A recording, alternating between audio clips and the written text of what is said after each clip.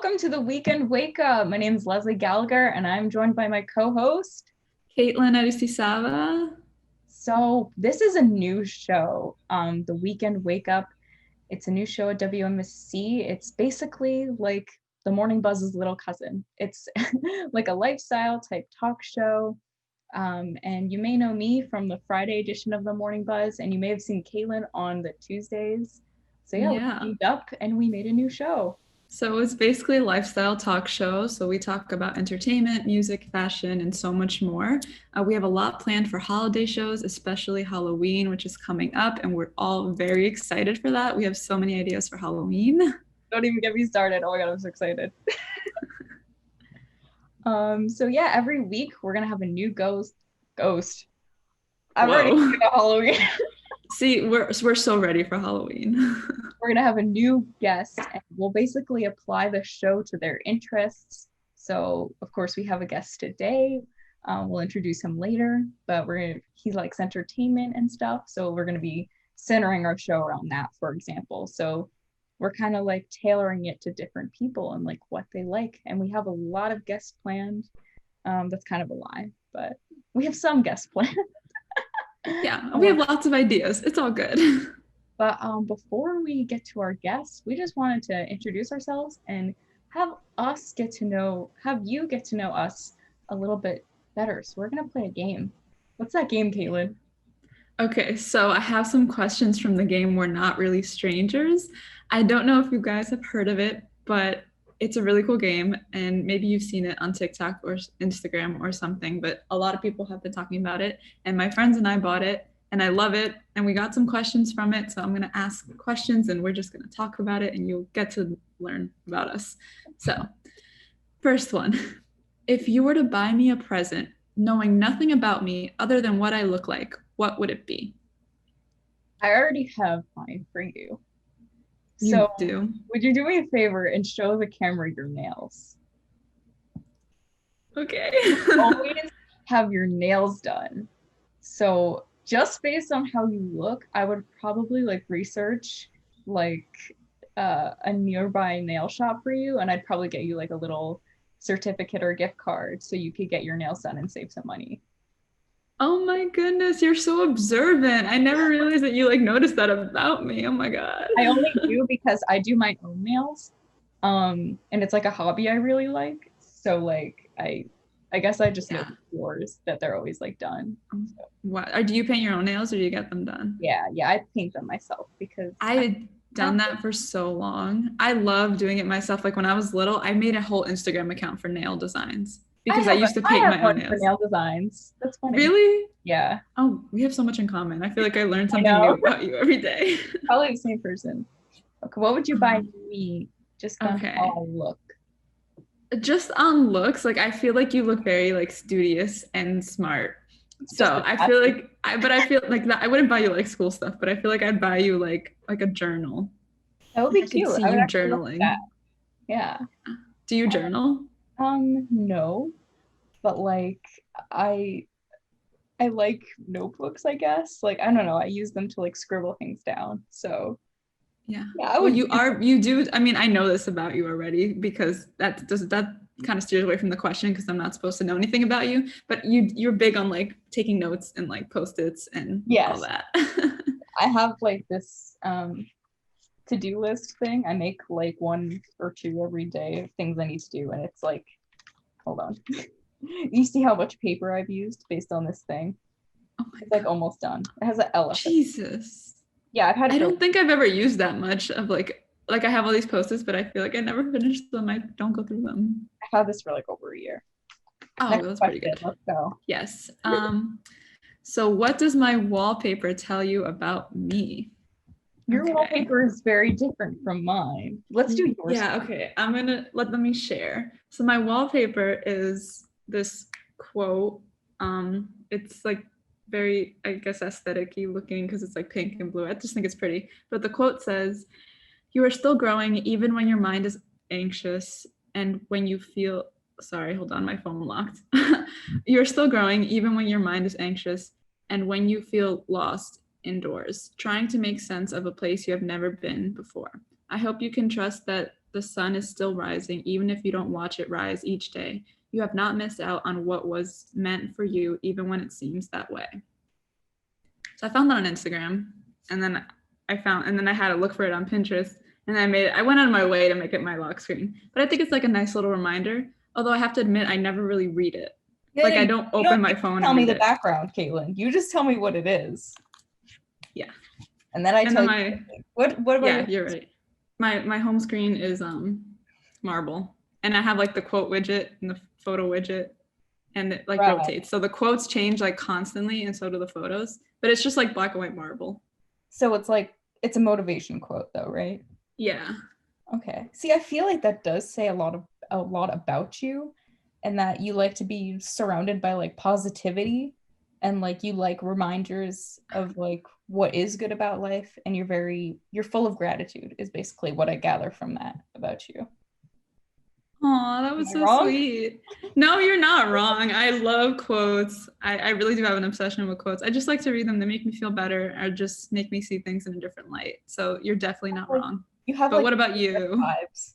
Vibes. So my lock screen is this is gonna sound so stupid. My lock screen is one of my favorite brands nail polishes. It's holographic and it's very rainbowy and sparkly because I like rainbows and sparkles. My home screen, how I've designed my little widget in my apps, is also a rainbow theme. So it goes like red, pink, orange, yellow. The next one is like green, blue, purple, magenta. But the one I have shown here is just like the warm tones. And then I specifically made my home screen so that I can see like a little crescent moon at the bottom because I just like moons. I think they're nice. I think they look cool. I think that something about your home screen and lock screen is it really kind of highlights how creative you are because it's very colorful and I think that's awesome. And especially the widgets. Oh my goodness. When your widgets are so detailed. Like I know that took you forever because mine took me long and it's not even that like crazy. Mm-hmm. So I know your widgets probably took you forever. So just that commitment to doing that, you're so creative. And yeah, your commitment level. It took me a really long time. I ignored doing my homework for like a whole few hours just to find pictures and then put them all in. It was really also colorful, like positivity wise. Like it's like fun colors and you get to kind of. Yeah, and honestly, it makes me happy. It's just really colorful and fun. Yeah. All right. So yeah. Okay. Next question. This one's a little deeper, guys. What are you more afraid of, failure or success, and why? For me, definitely failure. I think in general, it's just natural to have self-doubt about the things that you want to do, especially for me. Like when they told us to produce this show, I was immediately terrified instead of excited because I didn't want it to be failure. But the good thing about my fear of failure is that it motivates me to do better. So yeah, I'd say I'm more scared of failure than success because I think success is what I'm going for and failure is what I'm running from. What about you, Caitlin? Yeah, I 100% agree with you. So I'm definitely more afraid of failure because my main goal in life is to be successful. But at the same time, I think it's important to recognize that in order to be successful, you need to have failures along the way. Exactly. And I hate that. Like that, I just hate that. I just want to be able to do like work hard and be able to do things right, but you can't do everything perfectly all the time. And that's just life.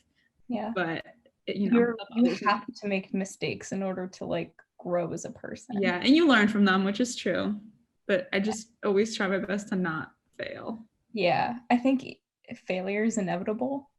And a part of achieving success is failure, like you said. So it's just one of those things. You can't have one without the other, I think. Yeah, exactly. Which I feel like is how most people look at it. But I had a friend, because I asked her this question last night, and she said that she's more afraid of success. And I just thought that was really interesting because I just never heard anybody say that.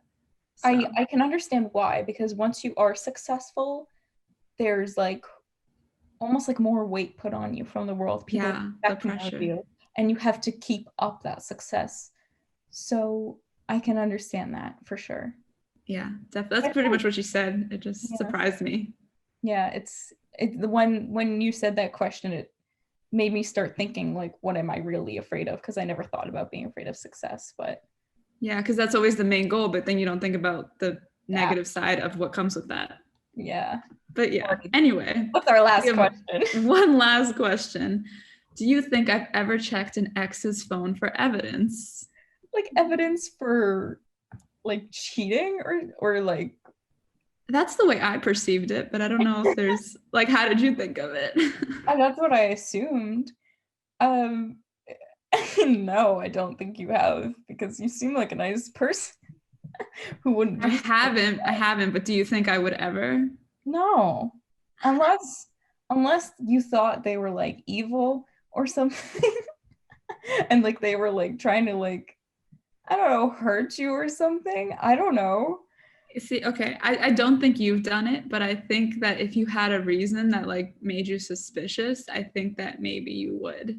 But that's kind of how I feel about it too. So I don't know, maybe I'm just projecting what I'm like what I would do on you.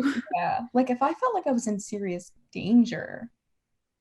But this is an ex's phone number. Yeah, so like if I felt like if I was in danger, like they were going to hurt me, I mean, I'd probably go to someone else instead of checking their phone. So never mind. I guess I probably wouldn't because in order to get to their phone, you'd have to probably get closer to them.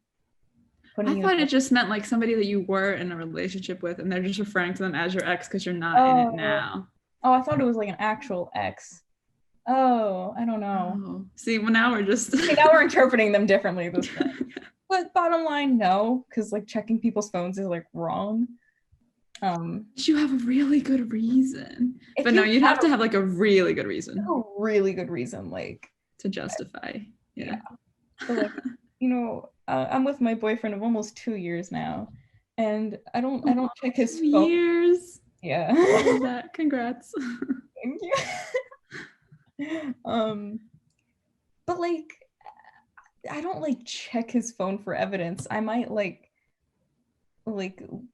if he's like shows me like a TikTok or something, I might like take his phone and like look at it. But like I'm not like looking for like, oh, is he texting other girls or something? Like I'm just like using his phone. Well, that's a good thing because that means you trust him, which is the goal. Like, and he trusts me too. Like if I were to give him my phone to like look at a picture, like I don't think he's gonna do something like weird on it. So yeah. But that's our questions. And maybe you guys learn more about us, or maybe you know nothing. Yeah. But anyway, if you didn't get to learn enough about us, maybe you're going to learn a little bit more about the world in this segment called In This Day in History. So on this day, Sunday, October 11th, in 1975, Saturday Night Live was created by Lorne Michaels. It premiered on NBC with George Carlin as host. In 1984, the first spacewalk by a US woman, which was Dr. Catherine D. Sullivan. And in 1987, 200,000 people marched for a gay and lesbian civil rights in Washington, D.C. Really great stuff. Those are some really great facts that happen in history. Like, what are the chances? Also, Saturday Night Live makes me very excited. I love Saturday Night Live. That's so your fact. Yeah, it is. The fact that our first episode is like the same like day in history that Saturday Night Live premiered. I think that's awesome. I'm obsessed with Saturday Night Live.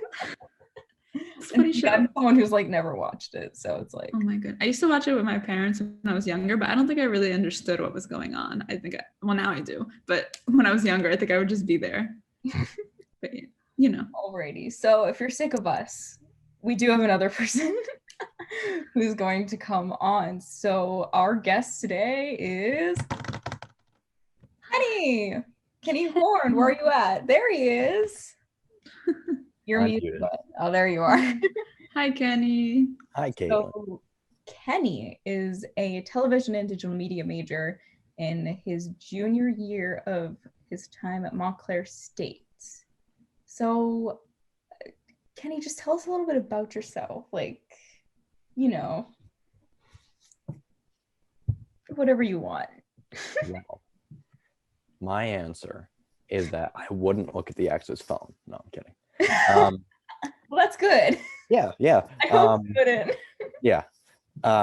Like you said, I'm a TVDM major. Except I'm not from Montclair originally. I'm a transfer, actually.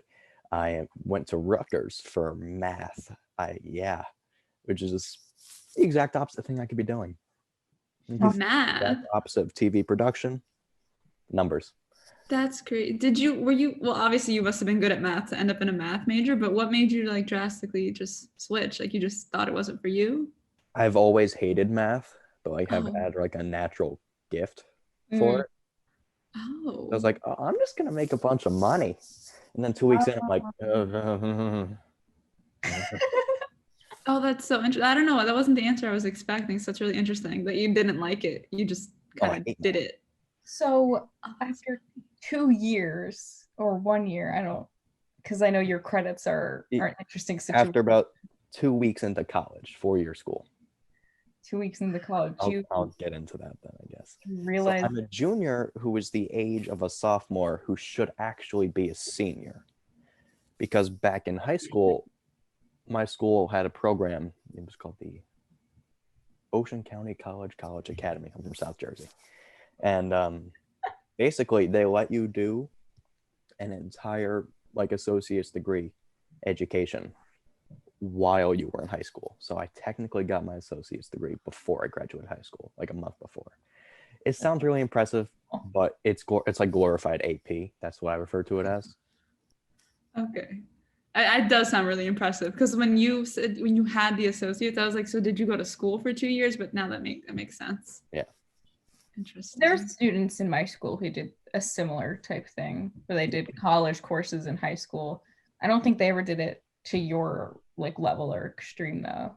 It was like a personal choice. I mean, it was if I decided to do the program, but it was like a whole program built around that idea, as opposed to just like I'm gonna take a couple college classes. Yeah, that's what I did in high school. I just took like 1 or 2 classes, but that's cool. So you were a math major. And you realized you were miserable. And then that prompted you to make the decision to major and then also transfer schools. Yes. Can you talk about that a little bit? Like how you came to that decision and like what was going through your brain? Yeah. So, back in high school, I would do a lot of TV. I did a lot of video, and that was really the only class that I ever liked. But, I'm sure you two know this. It's tough to get a job here. Yep. It's really tough. So that's just what I kept on thinking. I kept on thinking also, like, what's it going to say about me? I'm this TV major, as opposed to I'm a math major. Ooh, I like numbers. I'm smart. But I know what you mean. I'm laughing because I know exactly what you mean. I like to joke around. But, 2 weeks in, I'm doing all these math problems, and that's my entire day is 6 hours of just calculus. And I may have been able to learn it. I'd figure it out if I wanted to. Mm-hmm. But there was just no inclination. And I realized that if I kept on going with not doing homework, not really showing up to class, I'm not going to even be able to get a job in that field. So, good old friend TV production. Rutgers did not have a program like that, not even video. Actually, they had video, but another campus. So I was like, well, I'm going to have to transfer anyway. Montclair State is very good with TV and media and all that. So I was like, I'm going to go there. And I got accepted, and I was really happy. Aw, see, I'm so glad you're here because I feel like Montclair State doesn't get the hype it deserves for like the amazing media programs we have. Like, there's so much this campus does. And like, if you look up like best schools for like film or best schools for like journalism, best schools for TV, like Montclair won't be at the top, but it probably should be, So I'm glad you're here, Kenny, because like I feel like the media, like the School of Comm kids, like are very like welcoming to new people because it's like these are people who aren't here because they will earn a bunch of money later in life. You know that they're there because they're going to try and accomplish their dreams. So it's like I don't know, I feel like it's just like a positive group of people. I'm glad you found us. It's a good environment too. I know for me, when I chose Montclair, the building is what really attracted me to like the major and everything, because all the equipment and stuff, and it's just so Yeah. beautiful. And I think it opened in 2015, so everything's fairly new. But also, like now being here, something that I find really interesting is the clubs within the school communication and media, like the radio station and everything else, is very welcoming to everybody. Because I think there are some schools where they're very closed off, like you can't do this if you're not this major. And I Yeah. like the fact that we're very welcoming. Yeah, like literally, like the radio station will take anyone in. Are you a freshman math major? You're welcome. Or are you a senior film major? Come on in. Like it's like so awesome. And we have great clubs on campus. And then we also have like some really awesome professors. Yeah. Like seriously, so many of them have real life media experience. And as media students, it's like so essential that we have that kind of knowledge behind us because we're going to need it when we're going into the field, which is a hard field to break into. Like you said, Kenny, we're going to need that. And honestly, I love all the professors I've had for media because they've taught me some like real life stuff that I need to know, you know? Wesley and I have the same class, actually, a journalism class. And Yeah, that professor is amazing. He's he's great. great. I don't know how to say his last name. I don't want to mess it up. Do you know how to say it? See, Sieglin? Yeah, Professor Kurt Sieglin. He's a News 12 news reporter. Anchor. Anchor? Sorry, wrong word. I know some people. He's going to give you an F now. He's going to be what? He's going to give you an F now. He probably will. No, he's an anchor and he has so much knowledge. He's not afraid to tell us if we mess up because he wants to make us better. He's harsh on us with good reason. He's a great guy. His class is teaching me so much about like TV and radio reporting. It's great. You like that class, Kenny? Oh, that's probably my favorite class, which I I love wouldn't expect. I picked it like just like, oh, I need another class. But like, I read yeah, the it's a great class. I read the description. I was like, this sounds kind of fun. And he actually has like in-class activities, even on Zoom, prepared like every class. Like he makes it so fun, Yeah. but like informative. So wait, what do you guys do? It's like journalism, like you have to write your own stories, or it's like you're producing things, or like Yes. Every class will focus on like how to like write for radio, like how to write for the ear, or like soon we're gonna be focusing on like the ins and outs of like television broadcast, like what he does basically. There was one class though where this was maybe like a week ago where he had everyone assigned to a role and we pretended to do like a 10-minute newscast like the anchors do on TV. And like there's two people who were the anchors, everyone else had to come up with like a story and pretend to be a reporter. So it was basically like, and that's a recap on the presidential debate from Donald Trump's perspective. Back to you, Kenny. And we did that for like 10 minutes and it felt real. It was so cool. oh, that's so Is there fun. the newscast show, like the one like in class was also Ryan, like the producer of the Morning Buzz. Hey, yeah, he was the producer for our little newscast thingy.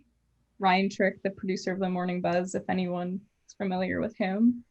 So he like did that for our class. It was really cool. But Kenny, so since you're interested in TV and everything, what are some of your favorite shows right now? Avatar took me by surprise. I was a huge Breaking Bad fan up until I saw Avatar. I mean, I'm still a Breaking Bad guy.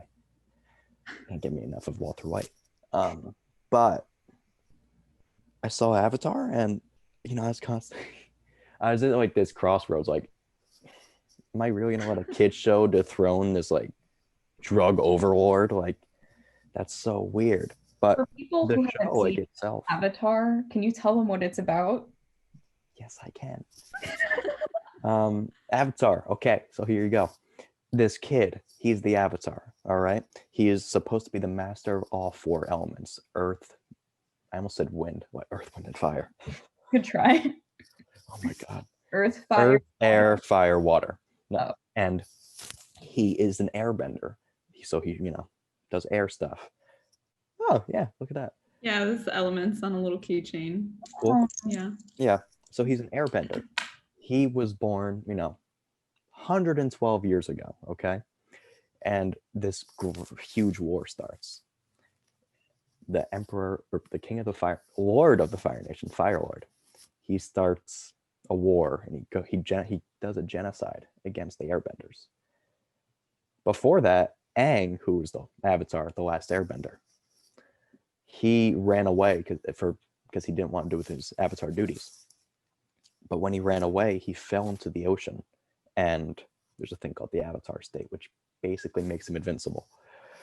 So he used the Avatar state subconsciously, didn't even mean to. And when he was underwater, he made an iceberg, and he shrouded him and his flying bison, Appa, inside the iceberg. 100 years later, the war's gone on for 100 years. 2 kids from the Southern Water Tribe, Sokka and Katara, they accidentally free him, and then the show is about him saving the world. So this was a show like from our childhood. Like, I'm sorry, I didn't watch it, but it's like nostalgic because it came out like really long time ago, and now it's just back on Netflix, and you're like obsessed with it, basically. Oh my god, I love it. Oh wow, it's looking at it from like an actual like critical standpoint, it's brilliant. Mm-hmm. The episodes, they all matter except for one episode, but I won't name that one. But even by the end of the show, and also with the Eastern culture, as much as I'm not into that, personally, but it makes the show work very well because it has to do a lot with destiny and a lot of wisdom, especially Uncle Iroh. Yeah. It has a lot of good. And Zuko has one of the best character arcs I have ever seen in a show. I predicted it in the second season, but it was still amazing. Did you watch it as a kid and now it's like nostalgic for you, or did you just like discover it on Netflix? I just found it. Okay, because that's the same thing for me, because I didn't watch it as a kid and it was on Nickelodeon, so like if you watch it you have like the little old Nickelodeon little theme song, which is nostalgic just to hear, but I didn't watch it when I was a kid. But when it came out like over quarantine, all my friends were talking about it, so I honestly have not finished. I'm still on book 1, but all my friends have, so I know everybody's like, how did you not finish it? It's so easy to just binge watch, and I don't have a defense really, I just haven't finished it, but all my friends talk about it, so like I know kind of what happens, unfortunately. But so I've seen the TikToks and the jokes about it all, and it's really interesting to be able to watch shows from your childhood or just kid shows now and be able to analyze them and kind of see the messages that they're relaying to younger kids. So I think that's a really beautiful thing that the show does. I'm hurt. I know. You haven't seen it all. I'm sorry. You should be. Yeah, I am. Yeah, I'm still on book 1. It's okay. Oh, you'll get there. You'll get there. I haven't watched it either. Sorry, Kenny. Yeah. At least I started it. Yeah. If you're gonna be mad at anyone, be mad at me. But there's like, I know Avatar is somewhat old and it just came back, but there's like a lot of shows that are now, during the pandemic, they're trying to film again. So what do you think? I have a lot to say about that, but really quick, I want to ask Kenny, because I want to see if he has an answer, just because, again, I haven't finished Avatar, but I just hear like this argument that, I don't know, my friends get into really heated arguments about this one question, and I don't understand. I'm a witness to it because I don't have an input. But are you team Zutara or Katang? That question. Yeah. They get into really heated arguments. That is a great... It's a ship name, Leslie. question. Oh, whatever. Katang. Really? Yes. Okay. Interesting. I just remember I'd see the TikToks that were like, if you like Zuko, you like toxic men, and yeah, that's literally, yeah. So. Oh my god. Wow. But anyway, so with that, we have a lot of shows going back into production. So in March, pretty much everything got shut down, all production. But now, about 7 months later, we're seeing things start up again. I know for me personally, I follow a lot of different actors on social media, and I've been seeing them document the process of what going back to work looks like during the pandemic. And it's really interesting. I know one of the people I follow is Bailey Madison. I don't know if you guys remember her, but she was on like the Drake and Josh Christmas movie on Nickelodeon when she was younger. And she was also like a guest on Wizards of Waverly Place when she was really young. So if you see her, you'll probably recognize her. But anyway, she was kind of documenting what it's like, and it's they have to wear a mask constantly except for like when you get your hair and makeup done and when the cameras are rolling. So rehearsals and everything like that, mask needs to be on. So they're doing everything they can to stay safe. And I'm pretty sure she's filming in Vancouver, and they're kind of in like an isolated area in Vancouver, so the cast can't really go anywhere. Like they're just kind of there together. So in a way, they're quarantining together. That's kind of the way I understood it. But some shows that have started production again are The Bold and the Beautiful, which was actually one of the first shows to start production in June. And then we have Riverdale, Batwoman, The Flash, A Million Little Things, some Hallmark films, and also Supernatural, which filmed their final episodes in August, and those began airing last Thursday. So lots of crazy things going on. But I do think it's really awesome that there are strict guidelines in place to make sure the cast and crew stay safe. I read this interview on Variety.com with Jesse Metcalf, and he shared his experience filming a new Hallmark film. Basically, what he had to do was quarantine. I mean, he had to get tested for COVID first, and then he flew out to Canada. He had to quarantine for 14 days and then get tested again right before shooting in case he got anything on the plane. And again, like I said before, they're kind of in isolated areas where they can't really go anywhere, and actors always have to wear a mask. And something else I saw, I'm sorry, I was reading about this, and I have so much, so many people have been talking about it, so it's just crazy to me.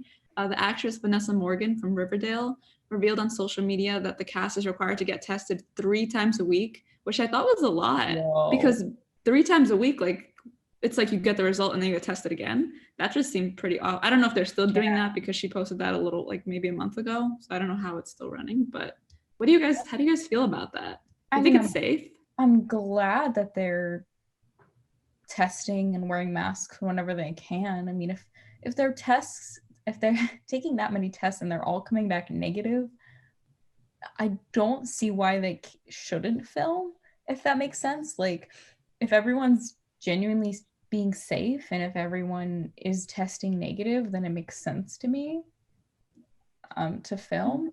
But the minute someone gets sick, that could be really dangerous. But again, like you said, for a lot of the sets, they're isolated, just actors and crew. So how would they even risk exposure in that case if they're all only just with each other and all of them are negative? It seems like they're handling it pretty well, in my opinion. What about you, Kenny? You scared or skeptical, no, I should say? Just my first thought is definitely different from anybody else who's read about this. Mm-hmm. Their nose must hurt from all those tests. Oh, yeah. That was my first thought, but that's true. But considering what it actually means, this situation, I definitely completely agree with you, Leslie. It's a tough situation, and similar. I'm not a huge sports guy, but I know a little bit. The NBA did something similar. It did the bubble in Orlando, Miami, one of those, and nobody from outside the league, besides family and stuff, they could come in, mm-hmm. And I could see that being both good and bad. Good for containing, but if one person does get it, that's containing. It's all in there. Mm-hmm. But I guess that's why we get tested 3 times a week. Yeah, they definitely do seem to be taking a lot of safety protocols. But for you too, since you are both interested in kind of film and media and production and stuff like that, would you feel comfortable being on a set at this time? Considering media is their job, and not everyone on these sets is an actor who's super rich and can go without work. Some of the people are gaffers, people who are doing the lighting stuff, who probably still get paid well, but kind of like a normal person, a normal office job where they probably couldn't afford not having work. And most jobs have gone back to work virtually. This is just a job that can't for production. And I think if I was in that position, I'd be happy to be back because I would need my paycheck. I mean, I know there's some employment things going on with like the government trying to help people, but I've also heard a lot of problematic issues around it. So I'd be skeptical, I'd be scared, I'd be taking precautions, but overall I think I would do it if I had to, bring money in for my own family. Yeah. What Yes. about you, Kenny? Because I know you're immune compromised. I'm sure your view is a little bit different than mine. How would you feel in that situation? That's tough. I actually think I agree with you. Oh There'd yeah. be more danger for me, but You it probably have to it's be extra careful, and everyone on set would have to know that you're immune compromised. yeah. I'm sure there's some protocol for that. Seems like they got a pretty good system, but that obviously doesn't mean that's perfect. Right. But It's it like means the that best they can do. it's gonna work pretty well. You could say that from an outside perspective. Yeah, that's all very true. On that same note, so with Leslie's already laughing because she knows that I'm going to show. On that same note, in order to keep people safe, there's been lots of questioning on how to film intimate scenes because that requires people to get close to each other, and we're trying to social distance, but Yeah, kissing so scenes don't involve social distancing or wearing a mask. So you're yeah, probably like, so how are they doing it? Well, we're exactly. gonna show a video of just one show, Riverdale, what they're doing to try and make kissing scenes safer. And it's just Yes, funny. They it's basically, very funny. are you pulling it up right now? Yes, I'm getting it. Okay. So, Leslie could not stop laughing because there's two videos I oh, have, and Leslie could not stop laughing at the second one. both of I them, cannot honestly, they're wait to both show really you. funny. So basically, let me share my screen. Pretty much when On the set of Riverdale, KJ Appa and what is her name? Oh, I don't remember. can you see my screen? Yes, I can see your screen. Okay. Vanessa Morgan, is that her name? No, Vanessa Morgan's another character. It's Camila Mendez. Sorry, I couldn't remember. Yeah. So Yes, KJ Camila Appa Mendes. posted this. KJ Appa posted this Instagram video Here, you can of play him it while you're talking. He posted this video of him and his co-star. So basically, they have to mouthwash before every single take of a kissing scene. Every single take. So if you stop and then do it again, you have to do it again. And they mouthwash for a full minute, and then they like spit it out into a plastic baggie. That's pretty much the whole video. It's just them doing this. It's just funny because they're trying to like make fun of like have fun with it in the video where they're just like humming as they're having their mouthwash, and then they almost make each other laugh and spit it out too soon, and I just thought that was hilarious. Huh. I guess you know what's funny? I feel like I wouldn't be able to do that without laughing. If I looked at my co-star, I'd just burst into laughter. Well, I guess you don't have to worry about the other person's breath. Yeah, that's the plus side. That's a plus side. I just thought it was crazy that before every take, and then see they have like a plastic baggie. I honestly like I don't even know if it's true. Like every take, I doubt that they're being that thorough because like there's no way that they're doing that between each take, like because realistically on like a TV show or movie set, they're doing like so many takes for each scene. I can't imagine they spend a minute mouthwashing in between each exactly one. I mean, KJ Appa captioned the photo, "Our new normal is washing our mouths before every take of a makeout scene." So I don't know, that's what it seems like. But on the other hand, we have, this video is pretty recent on his Instagram, but on the other hand, we have The Bold and the Beautiful, which is a soap opera, and it started filming early in June. I think, like I said before, it was one of the first shows to start production. And since it was so early, I guess they kind of just tried to avoid the whole interaction. So they had their actors make out with mannequins. And I had not heard about this until I had not heard about this until I started I started researching. Would you make it full screen? Yeah. And you could just tell because it looks like she's not even moving. Like it looks like a mannequin if you know it's a mannequin. And then they cut back to her face so it like looks like it's not. But honestly, out of those two options, I feel like the mannequin way is safer. And if you don't know it's a mannequin, it looks quite realistic. Like even her hair looks See, kind of realistic. that's what I mean. I feel like they did pretty good. Like if you look closely, you can tell that she's kind of stiff. Yeah, But I think that they filmed it pretty well, that it's kind of like if you weren't really paying attention and you just looked at the screen, like you wouldn't really question that. yeah. And like I know like a lot of shows will have like those like close-ups of like people's like lips and stuff to get like those really intimate shots. But like if we have to like miss out on those kind of shots for a while just because of COVID, like I don't think anyone would miss them. I don't know. Not I wouldn't. But like I don't know. I don't know. I think it's probably increasing their chances of getting COVID if they're intimately like kissing over and over for each take. Like the mannequin thing I'm makes more sense. Yeah, in our chat, Lauren just said too, what's the point? Like, does mouthwashing get rid of COVID? I didn't even think about it that way. Like, what type of, it's not going to kill it. Like, It should have been mouthwashing anyways. yeah. Like just in general. The thing that confuses me is why after every take? I could Yeah, see if you that did it the once, first like, time. what's the, Your mouth is already clean. Yeah. What could have happened? And if by that theory, that means the other person's already infected, and there's no point because you would have gotten it through that kiss, but then there was no point. It's a paradox. It makes like this is almost true. no sense. I mean, I They understand tried. once, but I don't get it every time. I wonder how well mouthwash companies are doing. Crest, their stock is going through the roof, I bet. Just for production companies. I wonder So if it it's actually interesting. works to actually prevent COVID. Like, Yeah, I want to do a exactly. study on that. Like, does that It's just like actually fresh work? breath, Yeah. but okay.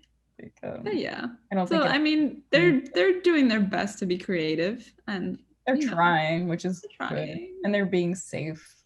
It seems like based on like what you said, like they're being safe. So I guess they're just doing them. They're just doing what they need to do. Can't hurt. Right. Can't Yeah. hurt. I I guess. mean, Do it they after every seem to take. be everything seems to be going good. Like we haven't heard, at least in the news, about any spikes in cases or something as a result of production or anything like that. So that's the positive end of it. See, that's an interesting thing you bring up because if there was a spike in cases from production, would the media even expose themselves? Like, would they do that? Because that would be bad for them. If someone came out with an article that said that, that would be bad for media, and then they'd probably lose even more money. So, like, if they had that inside knowledge, they would probably do their best to keep it hush hush. So maybe there's things that we really don't know that the media isn't telling us or they aren't disclosing.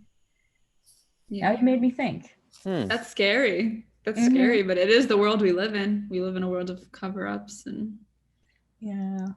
I mean, I can understand why they would do it to like save their brand or their show, but like, I don't know. yeah. Yeah. But anyways, there's some things leaving Netflix in October that might disappoint some of you. All right, so I'm gonna run down a little bit list, and then we can talk about what we're disappointed about leaving. First one is Parks and Recreation seasons 1 through 7 gone from Netflix. Yes. And then we've got Highway to Heaven is gone, seasons 1 through 5. The Good, the Bad, and the Ugly, Cult of Chucky, Truth or Dare, The Last Airbender, The Green Hornet, Burlesque, Charlotte's Web, Clash of the Titans, District 9, The Firm, The Interview, Magic Mike, The Patriot, The Silence of the Lambs, Sleepless in Seattle, and Underworld. That's a lot of stuff. And there was I had a mini heart attack when you said The Last Airbender, but then I realized that's like the live action movie. The same thing happened to me. We were reading this list yesterday, and I literally went on Netflix to double check that there was something else called The Last Airbender, because I was like, I just need to make sure it's not. Yeah, that was kind of confusing. Don't do that to me, Wesley. I'm sorry. Yeah. Blame the vulture.com or vulture.com. I just really Netflix makes me mad because they do this all the time and they take off good things, but like I feel like I don't even get the chance to watch it because they put it on and then they take it off and my feelings are hurt. And just especially old shows like that, like Parks and Recreation, which I'm pretty sure they're taking off because NBC is creating their new streaming service. But I like having like old shows like that just for the purpose of rewatching. Like I told Leslie this yesterday. I was rewatching that 70s show and now it's just gone. And I was like, oh, It's gone? I guess I can't finish. Yeah, it's gone. Yeah, they took it off. I didn't know that. They really need to give a warning. You know what's also gone that I'm upset about? The entire sometime in like August and September, I decided to rewatch one of my favorite old shows, Charmed. It was like a 90s show, but like They took Charmed off? You're lying. No, I'm not lying. I was watching Charmed too. Okay, wait. Okay, my story is I was watching it and I was halfway through by the beginning of September, and on like September 1st, whenever I'd click on an episode, every single time at the top it would say this show is leaving October 1st. So the entire month of September, I literally numbered how many episodes I had left and how many I needed to watch per day to finish by the end of September. I literally mapped it out. I'm not even joking you because I wanted to finish it. And I did in time. But oh my God, you did. It's now gone. And you know why it's gone? Because they wanted to put the remake of Charmed from 2019 on Netflix instead, which isn't as good. They had there was a time period where they had the remake and the old one, so why couldn't they just keep both? I don't know, because I love the original. Like, oh my God, I love all the actresses and actors in it. Yeah. So that one didn't even make the list on vulture.com, and that's one of my favorite shows. I left October 1st. First of all, I never saw Netflix do that on something I was watching, like say that this is leaving by this date, which is kind of useful. Yeah. It's like a newer feature because I've only seen it come up like maybe once or twice for shows I happen to be watching, but it would literally like haunt me every time I opened up an episode and it's like, this is leaving soon. And I would just be like, stop, I already know, I'm so sad about it. Yeah, it's just a painful reminder. I still remember the day, this is like so random and it's a really old memory, but I remember the day they took Hannah Montana off Netflix because I had just finished rewatching and I just remember being sad. But now we have Disney Plus. Yeah, usually they're taking stuff off because like I know like as a company like they have good reasons, like, you know, the original show owners like are putting it on a new streaming service, or like they need to make space for like new and better things, like probably Netflix originals they're making space for. But it's really disappointing when it's a show that you like really love or wanted to rewatch. Yeah. I wish we were given like more than a 1 month warning sometimes, you know? Yeah, you need more than I feel like, well, depending how busy you are, like if you're like not doing anything, you can binge watch something easily. But if you're like in school and trying to balance everything, you need more than a month. It was so hard to binge watch Charmed in a month because that show. I'm so proud of you. Like the fact that you did it, I'm very proud of you. I watched it so quickly. It was great, but it was also like so much happened in all of that time. It's a very like intense, detail-oriented show. Yeah. So like, I don't know. It was a lot to watch at once, but they still do reruns of it. I think on like TNT, if I'm not wrong. Oh, yeah. So. I don't know if that helps. Sleepless in Seattle. That's what. Oh my God. I hate romantic comedies. There's two that I like: Sleepless in Seattle and When Harry Met Sally. Oh, When Harry Met Those Sally are good. Oh my God. God. Only two, because every single one's a formula. Those two are original. Good job, Rob Reiner. Those are a good two to have as your top favorite, though. Well, those aren't. That makes me so sad. I mean, I love all rom-coms, but. Yeah. Every other single other one, they're bad. I know we're all really like sad right now, but I've got something to cheer us up. It's time for Self-Care Sunday with Lauren Small. Woo! Yeah. Hey everyone. I hyped you up. I hope ready. Let's get this Self-Care Sunday session started. The alliteration. What have you got? Alliteration. We're sad and we need help. So If you didn't know, yesterday was World Mental Health Day on Saturday, October 10th, and the theme for this year was Mental Health for All, which was like it applies to like the pandemic with everything going on. It affected everyone. I mean, I think everybody during this has had like some sort of struggle with their mental health during all this. The president of the World Federation of Mental Health, Dr. Ingrid Daniels states, World Mental Health Day aims to raise awareness in the global community about the critical mental health agendas with a unifying voice through collaboration with various partners to take action and to create lasting change through the messages we promote. We're all in this together, and together we can bring about mental health for all.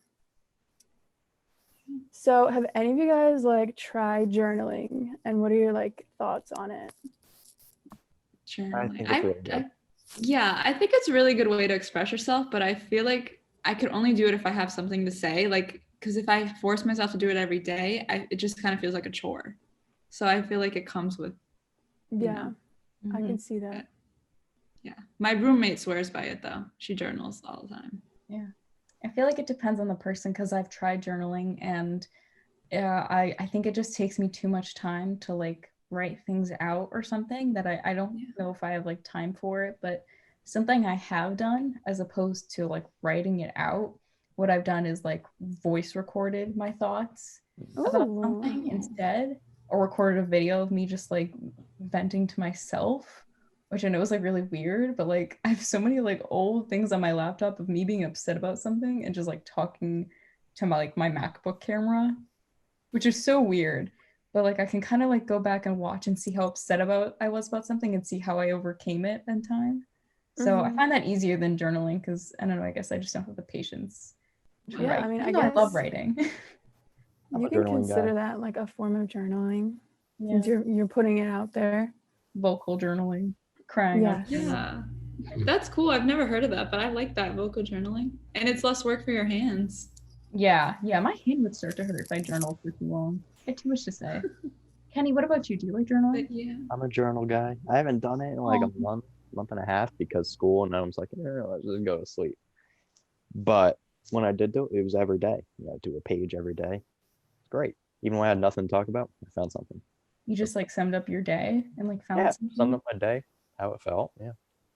Something I But then there's the other ones where I'm going on for pages and pages and pages. Oh. Some days are more eventful than others, honestly. Yeah. The rough days. Something that I used to do, sorry, There you go. something I used to do a lot was sort of like a gratitude log. Instead of like talking about my day, I would just say like 3 things I'm like grateful for. And it kind of gave me like peace of mind because every day would be different. Like, oh, I'm thankful I ate my favorite food today, or I'm thankful I learned this cool thing in school. Because I don't know, it was just like nice. And then I looked back on them one time and I was like, I should start doing that again because it was just nice.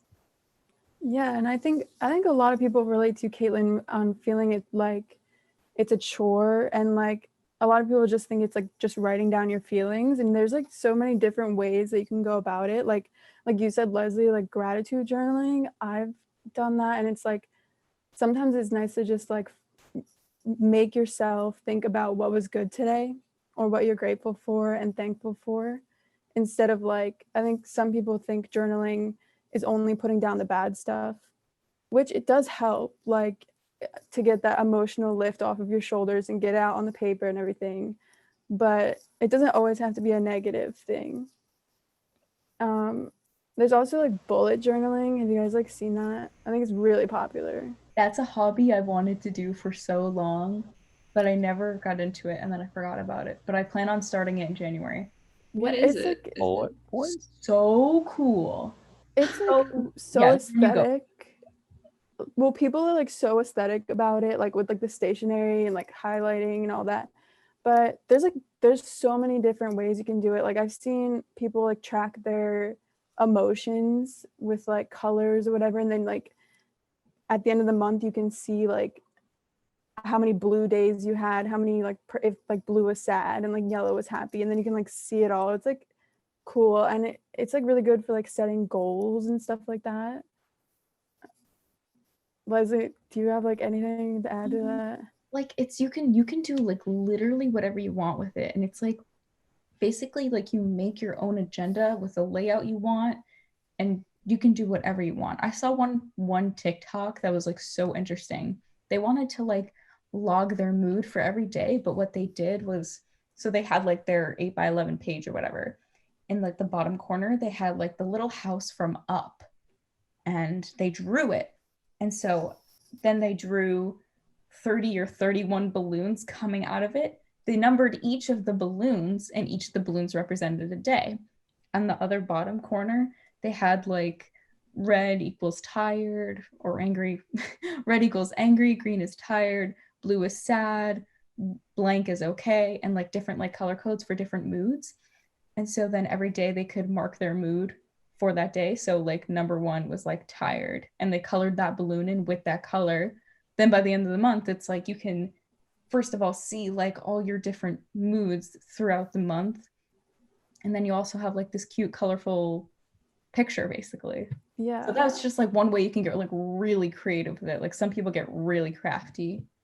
Some people are a little more basic though.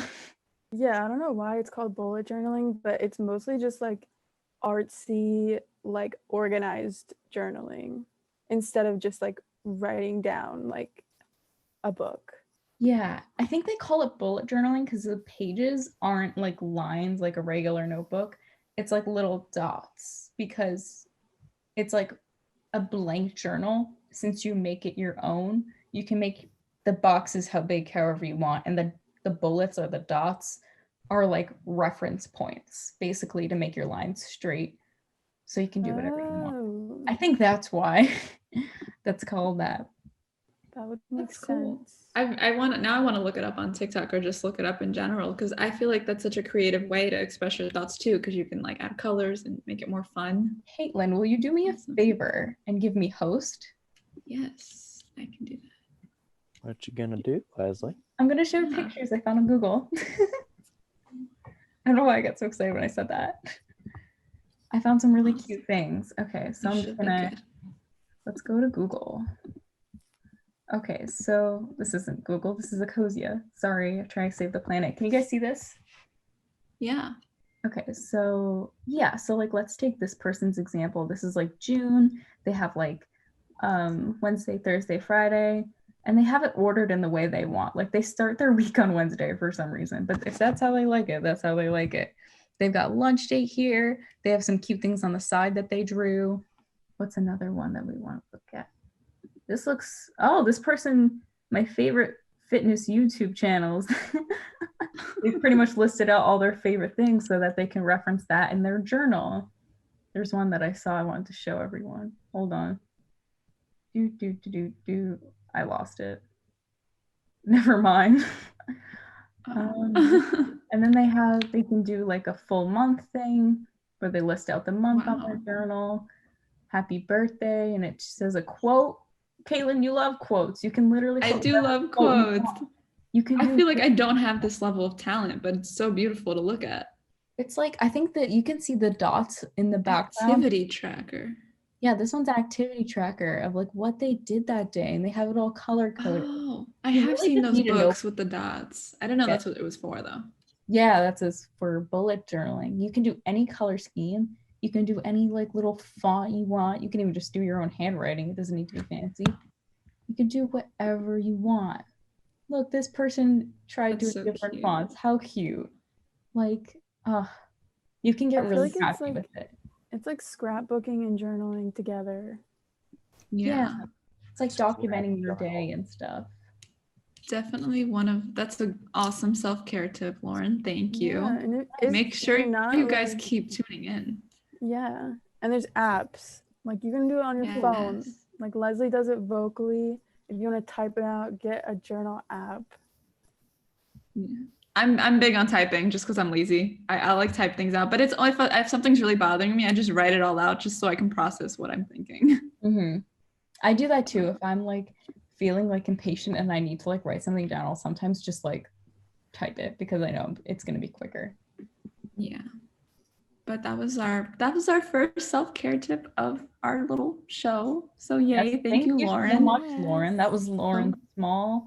Self-Care Sunday. Thank you so Yeah. much. Peace out. Make sure you guys tune in for more self-care tips every week. Yeah. Yay. All right. We've But still got a few minutes left. So yeah, I Anyway. think we should talk about Ratchet just for the few minutes we have all right, left. because I really wanted to talk about it. So if you don't know, Ratchet is this show that recently came out on Netflix. It is a prequel to the film One Flew Over the Cuckoo's Nest that was based on Ken Kesey's novel with the same title. It's supposed to give you insight about what nurse Mildred Ratchet's life was like before her time as being head nurse in One Flew Over the Cuckoo's Nest. I have finished it. Caitlin has started it, and Kenny is intrigued. So that's where we're at right now. Yes. Caitlin, watching the Pretty first much. two episodes, like, what do you think of it so far? Like, what do you think is going to happen?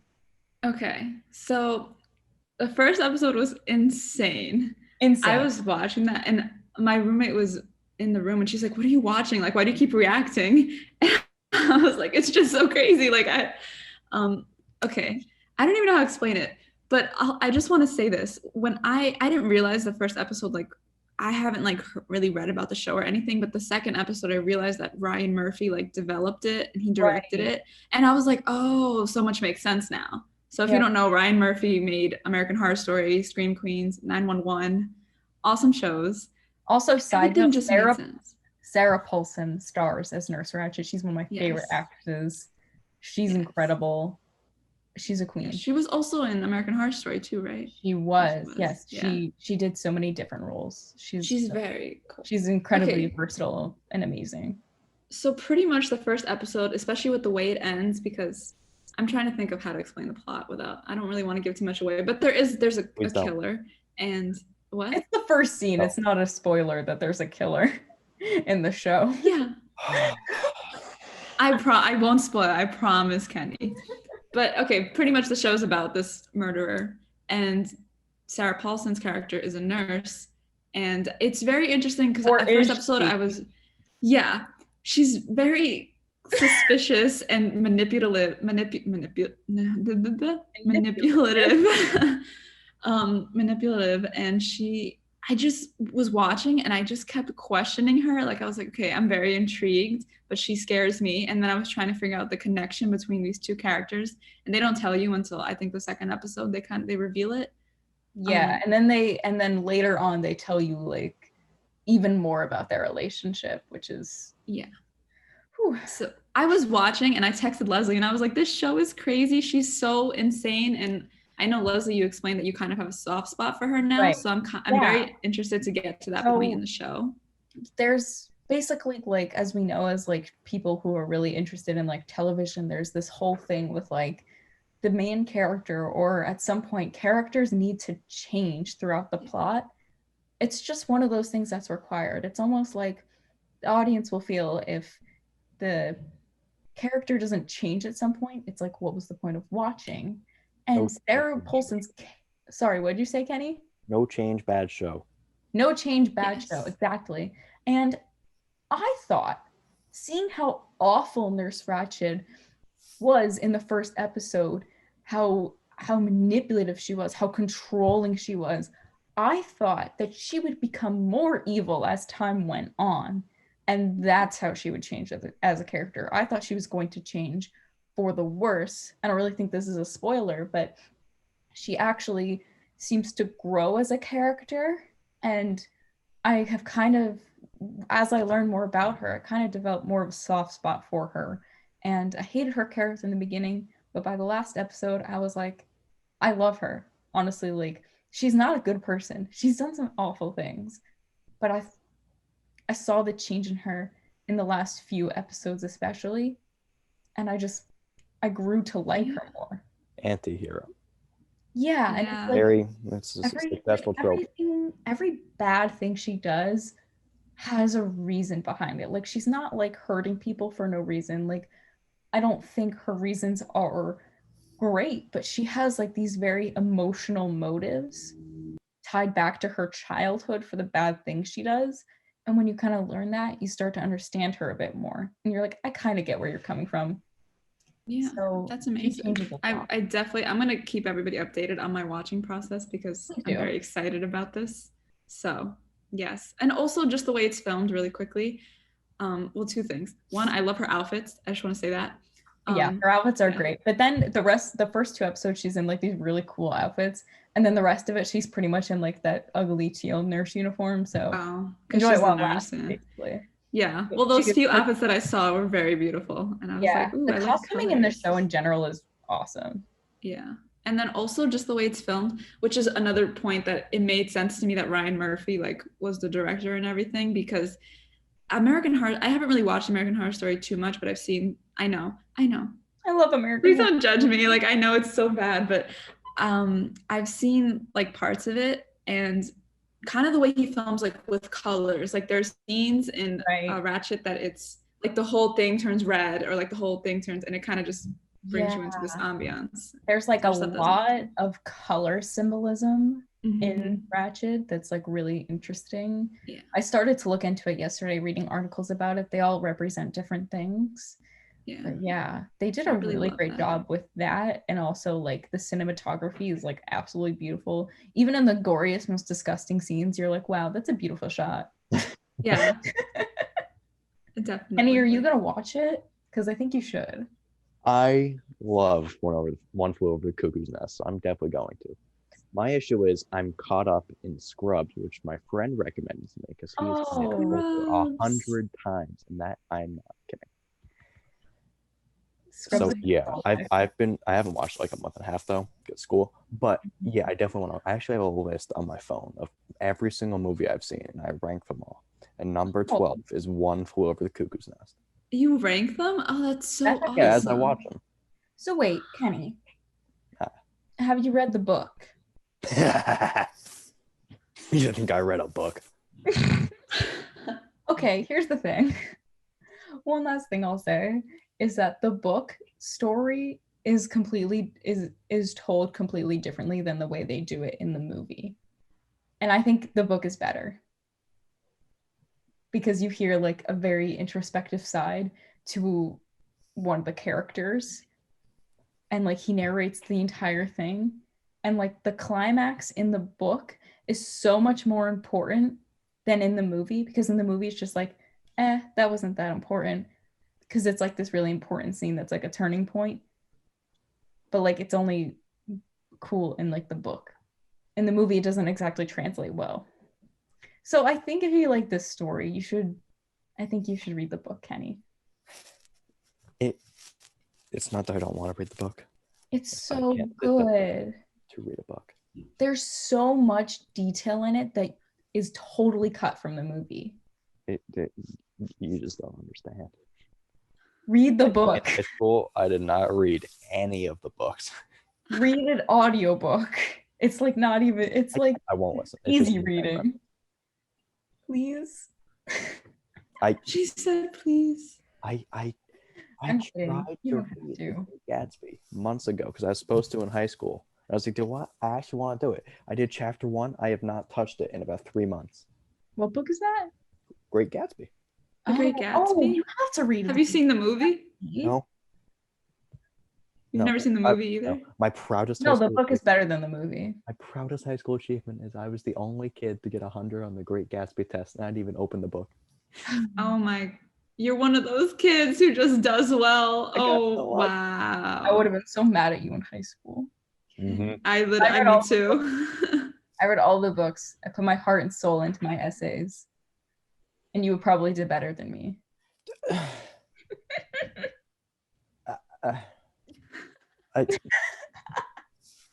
You know, Kenny, when you watch Ratchet, just make sure you text us.